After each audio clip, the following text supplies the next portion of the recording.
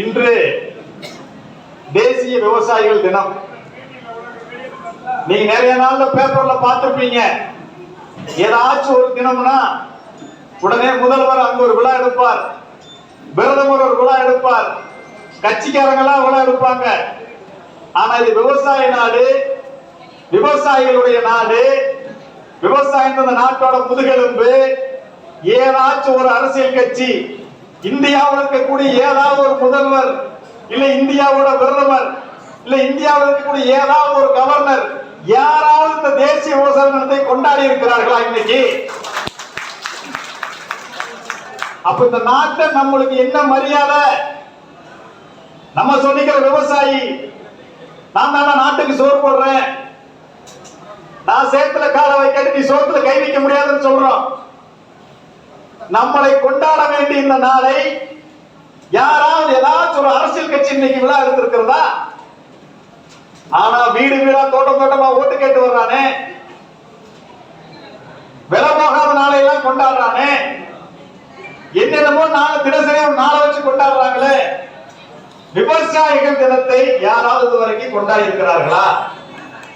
அவங்களுக்கு எல்லாம் உங்க ஓட்டு மட்டும் தான் முக்கியம், நம்ம முக்கியமே கிடையாது. முதல்வர் இருக்கிறாரு, பிரதமர் இருக்காரு, இந்தியாவில் எத்தனையோ அரசியல் கட்சிகள் இருக்கு. இந்த விவசாயிகள் தினத்தை கூட கொண்டாடாதவங்க தான் நம்மளை காப்பாற்றணும் இன்னும் நாம நம்பிக்கொண்டிருந்தோம் என்றால் அது நம்ம தப்பு, அவங்க தப்பு கிடையாது. நம்ம தப்பு தான், அவங்க தப்பு கிடையாது. ஏன்னா ஏமாறுவது நாம, ஏமாத்துறது அவங்க. ஏதோ அதிசயமா கல்லூரி மாணவிகள் வந்திருக்கிறாங்க, அவளே நாங்கள் மனதார பாராட்டுகிறோம். இதுல எத்தனை பேர் நம்ம தமிழக விவசாய பாதுகாப்பு சங்கத்தோட முதல் கூட்டம் இந்த கூட்டம் இன்னைக்கு தான் நான் வந்திருக்கேன்னு கை தூக்குங்க. ரொம்ப மகிழ்ச்சி மகிழ்ச்சி, வாழ்த்துக்கள் உங்களுக்கு எல்லாரும் சங்கத்தின் சார்ந்த மனமார்ந்த வாழ்த்துக்களை. அன்பிற்குரிய உழவர் உறவுகளே, உங்களுக்கு எல்லாம் ஒரு மிகப்பெரிய உண்மை சொல்றேன் கேளுங்க. நாம உற்பத்தி செய்யற பொருளுக்கு விலை கிடைக்கல, விவசாயி வாழவே முடியல, தொடர்ச்சியா கடனை கட்டவே முடியல, பயிரை கூட அடமானம் வச்சு கடன் வாங்குறோம், களத்துல இருக்கிற ஒரு சின்ன நகை கடுகு மூக்கு எல்லாம் போய் அடமானம் வச்சாச்சு, விவசாயினா மதிக்க மாட்டேங்கிறான் அப்படின்னு சொல்லி நம்ம தொடர்ச்சியா பேசிட்டு இருக்கிறோமே. இதை என்னைக்கு மாற்ற போறோம்? மாற்றுவதற்கான வேலை என்ன? முதல்ல நீங்க ஒரு உண்மையை தெரிந்து கொள்ள வேண்டும். இந்த நாட்டை ஆளுவது எதுனா அரசியல் கட்சிகள் அல்ல. எந்த அரசியல் கட்சி வந்தாலும், எந்த பிரதமர் வந்தாலும், எந்த முதல்வர் வந்தாலும், இந்த நாட்டினுடைய அரசியலமைப்பு சட்டம் தான் இந்த நாட்டை ஆண்டு கொண்டிருக்கிறது. அது அம்பேத்கர் எழுதி வச்சார் அரசியலமைப்பு சட்டம், நீங்களும் சொல்லுவீங்க, கேள்விப்பட்டிருப்பீங்க. அந்த இந்திய அரசியலமைப்பு சட்டம் இந்தியா விடுதலை பெற்ற பின்பு 1947 அதற்கான குழு அமைக்கப்பட்டு 1950 அதற்கான வேலைகள் தொடங்கப்பட்டு அமலாக்கத்துக்கு வந்தது. அந்த இந்திய அரசியலமைப்பு சட்டத்துல விவசாயிகளோட உரிமைகளை பத்தி, நமக்காக நன்மை செய்யக்கூடிய கொள்கை கோட்பாடுகளை பத்தி, விவசாயிகளுடைய வாழ்க்கையை மேம்படணும் அப்படின்னு சொல்லி எங்காச்சும் ஒரு இடத்துல இருக்கா? ஒரு இடத்துல இல்லவே இல்லை. நீங்க ரொம்ப கவனமா கவனிக்க வேண்டிய விஷயம், இந்த நாட்டில சுதந்திர போராட்டம் ஒண்ணு நடந்துச்சு. மன்னர்கள் தொடங்கி வச்ச சுதந்திர போராட்டத்துல அந்த மன்னர்களோடு போர் செஞ்சு அதிகமாக களத்தில் உயிர் விட்டவர்கள் விவசாயிகள். சுதந்திர போராட்ட களத்துல அதிக அளவுல வெள்ளையர்களுடைய அடக்குமுறையில் இருந்தவர்கள் விவசாயிகள், சிறையில் இருந்தவர்கள் விவசாயிகள், போராடியவர்களும் அதிக அளவில் விவசாயிகள் தான். ஆனா இந்த நாடு சுதந்திரம் பெறும்போது உங்களுக்கு என்ன உரிமை கொடுக்கப்பட்டது? ஒவ்வொரு முறையும் நான் சொல்லிட்டே இருக்கிறேன், இந்த நாடு சுதந்திரம் பெற்ற போதே நம்முடைய விவசாயிகளுக்கு மாபெரும் துரோகம் அளிக்கப்பட்டிருக்கிறது. கால்நடைகளை பாதுகாக்கணும், சிறுபான்மையினர் பாதுகாக்கணும், பெரும்பான்மையினர் பாதுகாக்கணும், இப்படித்தான் எழுதி வச்சிருக்கான ஒழிய நாடு சுதந்திரம் பெற்ற போது 30 கோடி மக்கள், 22 கோடி பேர் விவசாயிகள். அந்த 22 கோடி விவசாயிகளுக்காக ஒரு வார்த்தை கூட இன்ன வரைக்கும் நம்மளை ஆண்டு கொண்டிருக்கக்கூடிய அரசியலமைப்பு சட்டத்துல அன்னைக்கும் இல்லை, இன்னைக்கும் இல்லை. இதுதான் நம்மளோட நிலைமை. இந்த நாட்டினுடைய தாய் சட்டமான அரசியலமைப்பு சட்டத்திலேயே நாம் புறக்கணிக்கப்பட்டிருக்கிறோம்னா நம்ம வாழ்க்கை கண்டிப்பா முன்னேற்றவே முடியாது. சரி, அரசியலமைப்பு சட்டத்தில் இல்ல, மறந்துட்டீங்க. தொடர்ச்சி இத்தனை பிரதமர்கள் வந்தாச்சு, இத்தனை கட்சிகள் வந்தாச்சு. யாராவது ஒருத்தர் விவசாயிகளுக்கான கொள்கை என்ன வச்சிருக்கீங்க? மத்திய அரசாங்கம் இருக்குது. ஐயா பிரதமர் காலத்தை தொடங்கி ஐயா இன்னைக்கு மோடி வரைக்கும் வந்தாச்சு. இங்க ராஜாஜி தொடங்கி ஐயா மு.க. ஸ்டாலின் வரைக்கும் வந்தாச்சு. இந்த மத்திய மாநில அரசுகள், இந்தியாவில் இருக்கக்கூடிய அரசுகள் விவசாயிகளுடைய மேன்மைக்காக என்ன கொள்கை வச்சிருக்கிறாங்க? விவசாயிகள் வாழ்வாதாரம் காக்கப்படணும், அவங்க பொருளுக்கு கட்டுப்படியாகிற விலை நிர்ணயம் பண்ணணும், அவங்க உற்பத்தி செய்யற போல கொள்முதல் செய்யணும், விவசாயிகளுடைய உரிமைகள் மீறப்படும் போது பாதுகாக்கப்படுவதற்கு சட்டம் வேணும். ஏதாச்சும் இறுதி வரைக்கும் நடந்திருக்கா? நடக்கவே இல்லையே. ஆக இந்திய அரசியலமைப்பு சட்டத்தில் நம்மளுக்கு உரிமைகள் வழங்கப்படல, நமது பண்பாடு பாதுகாக்கப்படல. அதற்கு பின்பு 75 வருஷமாக இன்ன வரைக்கும் நாம் ஏமாற்றப்பட்டு கொண்டே இருக்கிறோம். நம்ம சொல்றோம், போன முறை சொன்னாங்க ஐயா மு.க. ஸ்டாலின் வந்து நம்மளை காப்பாத்திடுவாருன்னு. இப்ப சொல்றாங்க மீண்டும் எடப்பாடி வந்தா காப்பாத்திடுவாருன்னு. காங்கிரஸ் இருக்கும்போது பிஜேபி வந்து காப்பாத்தினாங்க, இப்ப மீண்டும் காங்கிரஸ் வந்து காப்பாத்தணும்னு சொல்றாங்க. கட்சிகள் மாறி மாறி நாங்க ஆட்சிக்கு வந்தா தான் காப்பாற்றணும் நம்ம நம்ப வைக்கிறது அவங்களோட வேலை. அதுக்கான போராட்டங்களை முன்னெடுப்பான், ஆர்ப்பாட்டங்களை முன்னெடுப்பான். அவன் எதிர்கட்சியா இருக்கும் போது நம்ம கூட உட்காருவான், போராடுவான், குட்டிக்காரன் நடிப்பா, எல்லாம் பண்ணுவான். ஆளுங்கட்சியானதுக்கு அப்புறம் நம்மளை அவர்கள் மதித்ததும் இல்லை, அவர்கள் சொன்னதை செய்ததும் இல்லை.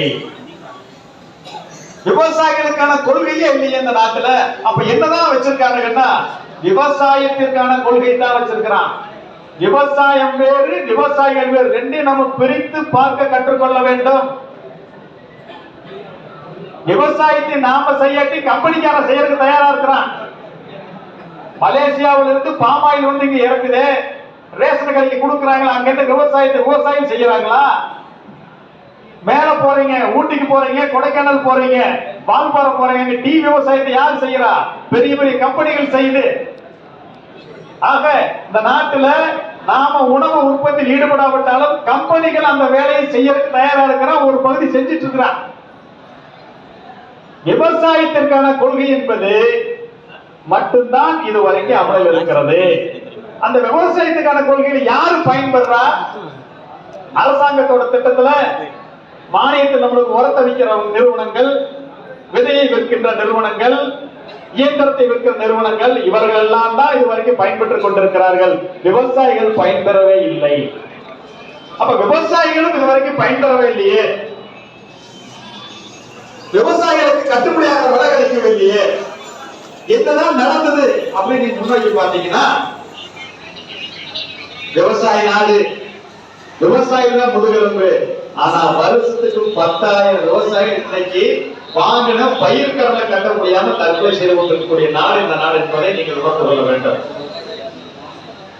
ஒரு வருஷத்துக்கு 10,000 விவசாயிகள் இன்ன வரைக்கும் சரி நாடு இவ்வளவு மோசமா இருக்குது, விவசாயத்துக்கு வெளியேறிட்டு இருக்கிறாங்களே, நாம என்ன செய்யறதுன்னு சொல்லி 2004 பிரதமர் மன்மோகன் சிங் அவர்கள் என்ன பண்ணாரு, ஒரு குழு அமைச்சார்.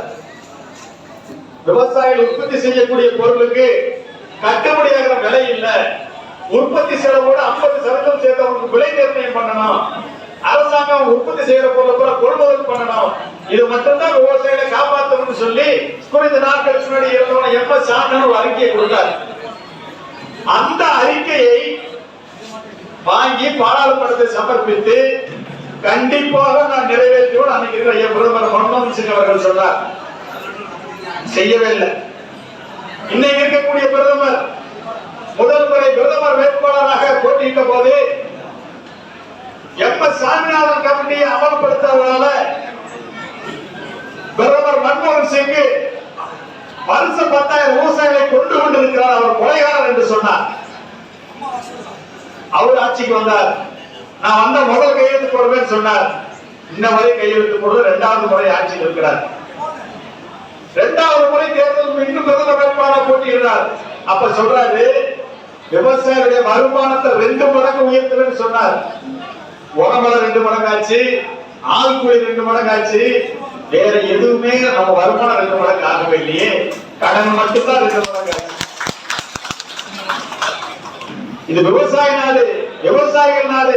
நாங்க எல்லாம் விவசாயத்தை பிள்ளைங்க. சட்டமன்றத்தில் இருக்கிற 80% பேர் விவசாயத்தை பிள்ளைங்க. அமைச்சர்கள் இருக்கிற 80% பேர் விவசாயத்தை பிள்ளைங்க. எம்எல்ஏ, எம்பி, ஐஏஎஸ், ஐபிஎஸ் எல்லாரும் விவசாயத்தை பிள்ளைங்க. இல்லைன்னு சொல்லவே இல்லை. ஆனா விவசாய நிலம் என்ன இருக்குது? எத்தனை பேர் பேங்க்ல டெபாசிட் வச்சிருக்கீங்க? கை தூக்குங்க. சம்பாதிச்சு டெபாசிட் வச்சிருக்கீங்களா? வச்சிருக்கீங்களா? பயிரை கூட கடன் வச்சுதான் பொழைச்சிட்டு இருக்கிறோம். பயிரை கூட கடன் வச்சுதான் பொழைச்சிட்டு இருக்கிறது நம்ம பொழப்பு. இதற்கு மேல கடன் வைக்கிறது ஒன்றும் கிடையாது. மக்காச்சோளத்தை அடமானம் வச்சாச்சு, மஞ்சள் அடமானம் வச்சாச்சு, நெல் அடமானம் வச்சாச்சு, கரும்பு அடமானம் வச்சாச்சு. வேற எதுவும் அடமானம் வைக்கல. யோசிச்சு பாருங்க. ஆக நாம் நிலத்திலே விளையக்கூடிய பயிரை கூட அடமானம் வச்சுதான் நாம் விவசாயிகள் வாழ்ந்தாக வேண்டும், பயிர் வச்சாக வேண்டும் அளவுக்கு ஏழ்மைகளை இந்த நாட்டில் இன்னைக்கு உருவாக்கப்பட்டிருக்கிறதா? அதற்கு இவ்வளவு ஆண்டு காலம் நம்மளை ஆண்ட இந்த அரசுகளுடைய கொள்கை தான். நமக்கான கொள்கை இல்லை, நமக்கான திட்டங்கள் கிடையாது.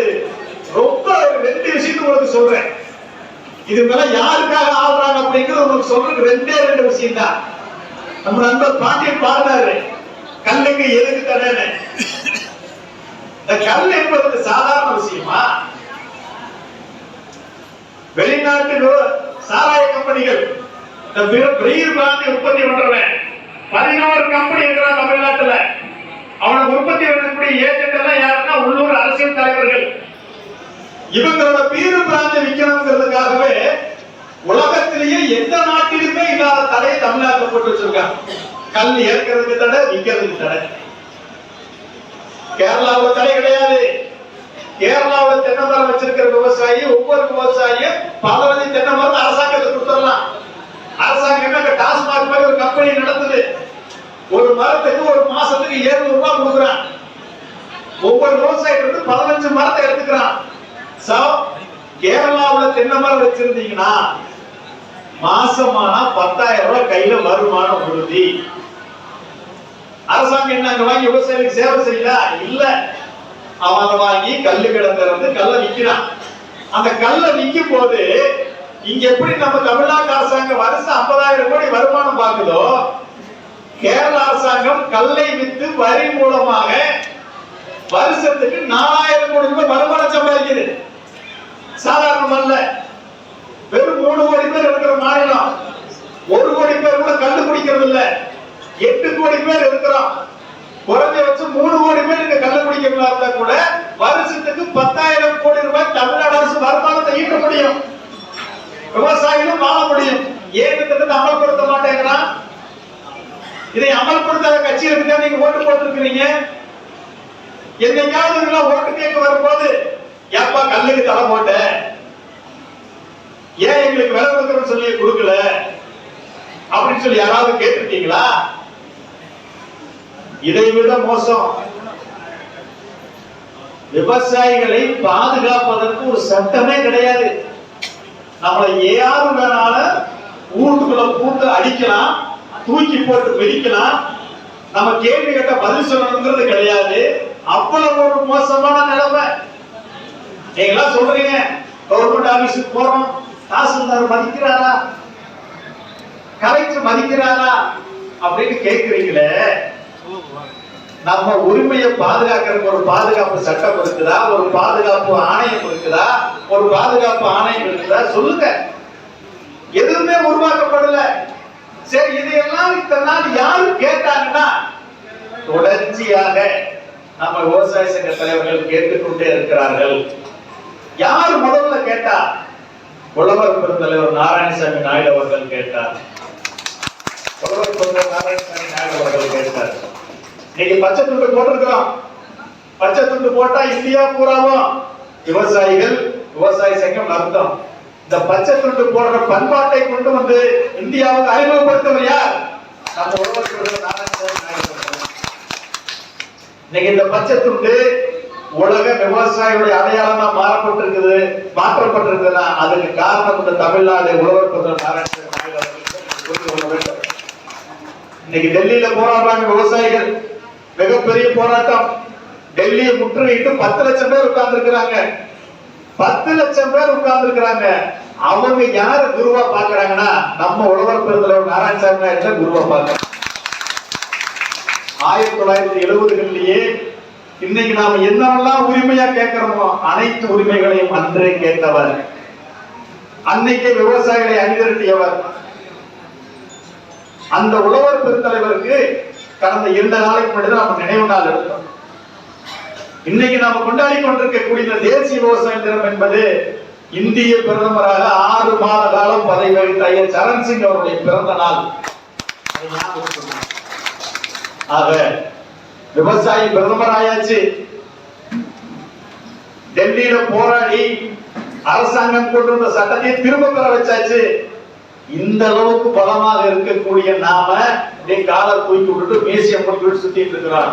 ஆனா நம்ம நிலைமை என்ன என்பதை இந்த நாட்டை யோசித்துக் கொள்ள வேண்டும். நம்ம ஜாதியா பிரிஞ்சு கிடக்கிறோம், மதமா பிரிஞ்சு கிடக்கிறோம், கட்சியா பிரிஞ்சு கிடக்கிறோம். இந்த 75 வருஷமா எந்த அரசியல் கட்சிகள் நம்மளை சுரண்டி சாப்பிட்டானோ, நம்மளை ஏமாத்தினானோ அவனுக்காகத்தான் நீங்க இன்னும் ஓட்டு போட்டு இருக்கிறீங்க. நான் திமுக காரனா, அதிமுக காரனா, பிஜேபி, நான் காங்கிரஸ், நான் கம்யூனிஸ்ட், யாரெல்லாம் இவ்வளவு ஆண்டு காலம் உங்களை அடிமையாக வைத்திருக்கிறார்களோ அவர்கள் பின்னாடிதான் நீங்க இருக்கிறீங்க. இன்னும் ஒரு விவசாய சங்கத்துல கொள்கைக்கு பின்னாடி நீங்க யாரும் போறதே கிடையாது. எத்தனையோ பேர் இது வரைக்கும் இருக்கிறீங்க, மாத்தி மாத்தி ஓட்டு போட்டிருக்கிறீங்க. நீங்க ஓட்டு போட்ட கட்சிக்கு, நீங்க பதவி வகிச்ச கட்சியில விவசாயிகளுக்கான உங்க கட்சியோட கொள்கை என்னன்னு கேட்டிருக்கீங்களா? விவசாயிகள் தினத்தையே கொண்டாடாதவன் தான் உங்களுக்கு கொள்கை வச்சுட்டு போறானா? சொல்லுங்க. விவசாயிகளுக்கு ஒரு நாள் இருக்குது, இந்த நாட்டில் ஒரு நாள் கடைபிடிக்கப்படுகிறது. அதையே கூட கொண்டாடாதவர்கள் தான் விவசாயிகளை கொண்டாட போறாங்களா? ஆக ஜாதியை கடந்து, மதத்தை கடந்து, கட்சி எல்லாம் தூக்கி வீசிட்டு நாம விவசாயிகளாக ஒன்று திரண்டால் மட்டும்தான் நம்மளுக்கு இனி எதிர்காலம் நம்மளுக்கு வசப்படும். இல்லை என்றால் நாம் தான் கடைசி விவசாயிகள் என்பதை நீங்கள் உணர்ந்து கொள்ள வேண்டும். அமெரிக்காவில் 2% தான் விவசாயிகள் இருக்கிறாங்க. அந்த நாட்டை ஆட்டி படைக்கிறான். அங்க உற்பத்தி என்ன செய்யறாங்களோ அந்த உற்பத்திக்கு இணையான மானியத்தை வாங்குறான். 1 கிலோ கோதுமை உற்பத்தி பண்றதுக்கு 10 ரூபாய்னா 10 ரூபாய் அரசாங்கம் தொகை மானியமா வங்கி கணக்குல கொடுத்துருது. ஆனா இங்க என்ன நடக்குது? நம்மளை விட குறைவான உற்பத்தி செலவு இருக்குது சத்தீஸ்கர்ல, ஜார்க்கண்ட்ல, உத்தரப்பிரதேசத்துல. அங்க எல்லாம் சத்தீஸ்கர்ல நெல்லுக்கு 2600 ரூபாய் கொடுக்குறான். நாம 2150 வாங்கிட்டு இருக்கிறோம். உத்தரப்பிரதேச, ஹரியானா, பஞ்சாப்ல எல்லாம் கரும்பு 3600 ரூபாய் வாங்குறான். நாம இன்னைக்கு 3200 தான் வாங்கிட்டு இருக்கிறோம். யோசனை பண்ணி பாருங்க. கேட்டா ஒரே நாடு, ஒரே இந்தியா, ஒரே சட்டம். விவசாயம் வந்தா மட்டும் கூறு பிரிச்சு வச்சிருவோம். ஆக தொடர்ச்சியாக தமிழக விவசாய பாதுகாப்பு சங்கம் அரசியல் சார்பற்று, கட்சி சார்பற்று, விவசாயிகளுக்காக, இந்த நாட்டுக்காகத்தான் உழைத்துக் கொண்டிருக்கிறோம். இந்த கட்சிக்கு ஓட்டு கேட்க, அந்த கட்சி ஓட்டு கேட்கல, சங்கம் வளர்க்கல. விவசாயிகளுடைய கோரிக்கைகளுக்காக நம்ம இயக்கம் நடத்துறோம், உரிமைகளுக்காக இயக்கம் நடத்துறோம். அதனால சொல்லிட்டே இருப்பாங்க. ஏன்னா இளைஞர்கள் இந்த கூட்டத்தை திரட்டும் போது ஊர் ஊரா போய் கூட்டம் போட்டாங்க. எத்தனை பக்கம் கேள்விகளையும் வசவங்களையும் வாங்கியிருப்பாங்க எனக்கு தெரியும். ஏன்னா ஒவ்வொருவரையும் நாங்க அனுபவிச்சிருக்கிறோம்ல. ஏண்டா கூட்டம் போடுறீங்க, அடுத்தது எப்படி கூட்டணி தானா, கூடி எவ்வளவு வாங்க போறீங்க கேட்க மாட்டான். எனக்கு பழகிட்டாங்க. இவங்க எல்லாம் நேர்மையாக விவசாய சங்கத்தை நடத்தி பிரதமர் இந்திரா காந்தியை வீட்டுக்கு வர வச்ச ஐயா நாராயணசாமி நாயுடு கூட தலைவர் பார்த்து மறந்துட்டாங்க, கொண்டாடுறதே இல்லை. ஆக தமிழக விவசாய பாதுகாப்பு சங்கம் 2017 தொடங்கி இருக்கிற 36 மாவட்டத்துல விவசாயம் இருக்கக்கூடிய 36 மாவட்டத்தில் 22 மாவட்டங்கள் இயங்கிக் கொண்டிருக்கிறது. வரக்கூடிய 5 ஆண்டுகளுக்குள்ள ஊர்வரும் சங்கத்துக்கு அரசியல் கட்சிகளுக்கு இணையான கட்டமைப்பை வளர்த்தி விவசாயிகளை அரசியல் சார்பு, கட்சி சார்பு கொடுப்பதற்கு என்று நம்ம கோரிக்கை நிறைவேற்றாம, நம்மளோட முகத்திலேயே முடிக்காம, நம்மளை கண்டுக்காம இந்த நாட்டில் எந்த அரசியல் கட்சியும் எந்த அதிகாரியும் ஆள முடியாது என்பதை உறுதி செய்வது நம்முடைய இலக்கு. அதுதான் அதிகாரம். அந்த அதிகாரத்தை மீட்காம நம்மளுக்கு நன்மை நடவதற்கான வாய்ப்பே கிடையாது. இன்னைக்கு இருக்கக்கூடிய இவ்வளவு இளைஞர்கள் இருக்கிறீங்க. இந்த இளைஞர்கள் எல்லாரும் மிக தெளிவா புரிஞ்சு வச்சிருக்கிறாங்க. விவசாயத்திற்கு செய்யறதுக்கு எந்த கட்சியும் தயார் இல்லைங்க, தெளிவா புரிந்து கொண்டு விட்டார்கள். நீ விவசாயிகளை பாதுகாப்பதற்கு எந்த அரசியல் கட்சியும் இல்லை என்பதை புரிந்து கொண்டு விட்டார்கள். விவசாயிகளை பாதுகாக்கணும் நாம ஒன்றிணைந்து நின்றால் மட்டும்தான் நமக்கு பாதுகாப்பு. எந்த பாதுகாப்பு? ஆக விவசாயம் என்பது எவ்வளவு ஒரு சிறப்பான தொழில். ஒரு பெட்டி கடை வைக்கிறவங்க அடுத்த 5 வருஷத்துக்கு 4 பெட்டி கடை வைக்கிறாங்க. ஒரு ஹோட்டல் வைக்கிறவங்க அடுத்த 2 வருஷம் 2 கிளையை திறந்துடுறாங்க. இப்படி ஒவ்வொரு தொழிலையும் செய்யக்கூடியவர்கள் எல்லாரும் தொழிலை அபிவிருத்தி பண்ணி லாபம் பண்ணிட்டே போறாங்க. ஆனா உலகத்திலேயே மிகப்பெரிய வளம் எது? நிலம். அந்த நிலம் நம்ம கிட்ட தான் இருக்குது. அந்த நிலத்தை வச்சு நாம என்ன பண்ணிட்டு இருக்கிறோம்? பயிர் அடமானம் வச்சு கடன் வாங்கிட்டு இருக்கிறோம். நம்ம நிலத்தை யோசனை பண்ணி பாருங்க. இதற்கெல்லாம் காரணம் என்னன்னா நம்மளுடைய அறியாமை, நம்மளுடைய விழிப்புணர்வு. எங்கேயோ யாரோ இருந்து வந்து நம்மளை காப்பாற்றுவாங்க, கண்டிப்பா நம்மளுக்கு உதவி செய்வாங்க நம்ம நம்பிக்கொண்டு இருப்பதும் நம்மளுடைய தவறு. நம்மளெல்லாம் யாரும் காப்பாற்ற மாட்டாங்க. விவசாய தினத்தையே கொண்டாடாதவன் தான் நம்மளை வந்து காப்பாற்ற போறானா? கிடையவே கிடையாது. நம்மளை நாம் காப்பாற்றிக் கொள்ளணும்னா நாம் தான் அமைப்பாக செல்ல வேண்டும். நாம் தான் அமைப்பாக செல்ல வேண்டும். தமிழ்நாடு கிராமங்கள்ல 50-60 பேர் விவசாயம் தான். எல்லாரையும் ஒரு அணைக்கு கீழே கொண்டு வந்துட்டா இந்த மத்திய மாநில அரசுகள் நம்மள மீறி என்ன செஞ்சிட முடியும்? அறவழியிலே அமைதியாக படிப்படியாக நாம் முன்னேறி கொண்டிருக்கிறோம். இன்னைக்கு டெல்லியில போய் 6 நாள் உண்ணாவிரதம் இருந்தோம். இந்த கோரிக்கை முதல் முறையா டெல்லிக்கு எடுத்துட்டு போனோம் நம்ம தமிழக விவசாய பாதுகாப்பு சங்கம் தான். வட இந்தியாவில் கொள்முதல் பண்ணக்கூடிய கோதுமை எல்லாம் பாரத் ஆட்டா அப்படிங்கிற பேர்ல சப்பாத்தி மாவா மாத்தி மானிய விலையில கிலோ 25 ரூபாய்க்கு விற்குது. அங்க கூட மத்திய அரசாங்கத்துடைய நாபர்ட் கம்பெனி அங்க பருப்பு வகையில பூரா கொள்முதல் பண்ணி மானிய விலையில கிலோ 60 ரூபாய்க்கு மக்களுக்கு விற்கிறான். வெங்காயத்தை விற்கிறான். 12 வகையான பொருளை விற்கிறான். ஆனா தமிழ்நாட்டுல, கேரளாவில், கர்நாடகாவில் இருந்து கொள்முதல் செய்யக்கூடிய அந்த கொப்பர் தேங்காய் எடுத்து போய் என்ன பண்றான்னா அப்படியே தனியார் கம்பெனியில் விட்டு போயிடுறான். எண்ணெய மாத்தி பாரத் கோகனட் ஆயில் இருக்கிற பேர்ல மதிப்பு கூட்டி விய்யங்கன்னு சொல்லி கோரிக்கை வைக்க போனா இங்க இருக்கக்கூடிய பிஜேபி காரங்கள கேக்குறாங்க, தமிழ்நாட்டுல பாம் ஆயில் கொடுக்க சொல்லி கொடுத்துட்டு இருக்கிறாங்களே, நீ அதுக்கு தேங்காய் கொடுக்க சொல்லி போராட வேண்டாமா? டெல்லிக்கு வந்து ஏன் கேட்டாங்க. அப்ப நான் கேட்டேன், போன வருஷம் ஜூலை 5ஆம் தேதி நாங்க மாநாடு போட்டோமே, தென்னை விவசாய கோரிக்கை மாநாடு. அப்போ உனக்கு தெரியலையா? 30 நாட்கள் காத்திருப்பாளர் நடத்தணுமே இதே கோரிக்கை வச்சு. அப்போ உனக்கு தெரியலையா? காவல்துறையோட கடும் அடக்குமுறையை தாண்டி, ஆள் பிடிக்கிறவங்க எல்லாம் தாண்டி 500 விவசாயிகள் போய் சட்டமன்றத்துக்கு முன்னாடி வந்து போராட்டம் பண்ணி கைது ஆகணும். அப்போ உனக்கு தெரியலையா? ஆக நாம என்ன செய்கிறோம் என்பதை தெரிந்து கொண்டிருந்தாலும் இவங்க எல்லாம் கண்ணம் பிடிக்கிறாங்க. நாளைக்கு போய் தமிழ்நாடு சட்டமன்றத்துக்கு முன்னாடி பாமாயிலுக்கு பதிலாக நீ தேங்காய் எண்ணெய் கொடுக்கணும், நிலக்கடலை எண்ணெய் கொடுக்கணும், கடலை எண்ணெய் கொடுக்கணும் போய் இருக்கோம்னா அப்ப திமுக என்ன சொல்லுவாங்க? ஏன் நீ டெல்லியில போய் கேட்க வேண்டியதுன்னு சொல்லுவாங்க. அப்ப நாங்க டெல்லியில போனோமே, உண்ணாவிரதம் இருந்தோமே, அப்பெல்லாம் அதெல்லாம் நமக்கு தெரியும். அதெல்லாம் காலில் போட்டுக்கவே மாட்டான். ஆக நாம் போராடும் போது ஆளுங்கட்சியில் இருக்கிறவர்கள், எதிர்கட்சியில் இருக்கிறவர்கள், அவங்களும் நம்ம விவசாயிகள் தான். அந்த அரசியல் கட்சி பைத்தியங்கள் தொடர்ச்சியாக நம்மளை குறை சொல்லிக் கொண்டே இருக்கும். அதை கவலைப்படாம வேண்டியதில்லை. அதை கவலைப்பட வேண்டியதில்லை. தூக்கி எறிஞ்சிட்டு போயிட்டு ஒரு விவசாயின்னா அரசியல் கட்சியில் இருந்துட்டு நானும் விவசாயம் சொல்லலாம். விவசாயி கிடையாது. அவன் அதிமுக காரன், பிஜேபி காரன், காங்கிரஸ் கட்சிக்காரன். அவங்க என்னைக்காவது சட்டமன்றத்தில் உட்கார்ந்து நான் விவசாயி, முதல்வர் அவர்களே வெளிநாட்டுல இருந்து பாமாயில கொண்டு இறக்குமதி விற்கிறீங்களே, உள்ளூர்ல இருக்கிற தேங்காய் போட்டு விளைவிக்கிற விவசாயி கஷ்டப்படுறான், நிலக்கடலை விற்கிற விவசாயி கஷ்டப்படுறாங்க, அதையே விற்க மாட்டேங்கிறீங்கன்னு சொல்லி என்னைக்காவது ஏதாச்சும் கட்சியில் இருக்கிறவங்க பேசி இருக்கிறாங்களா? ஆனா கேட்டா விவசாயி, நானும் விவசாயி தான்ப்பா, நானும் சம்சாரிதாப்பான்னு சொல்றேன். எந்த ஐஏஎஸ், எந்த ஐபிஎஸ், எந்த கலெக்டர், எந்த ஐஏஎஸ் போனாலும் நானும் விவசாயி தான்ப்பாங்கிறான். ஆனா விவசாயத்தை 5000 ரூபாய் வாங்கிட்டு தான் பட்டா மாநிலம் கையெழுத்து போடுறான்.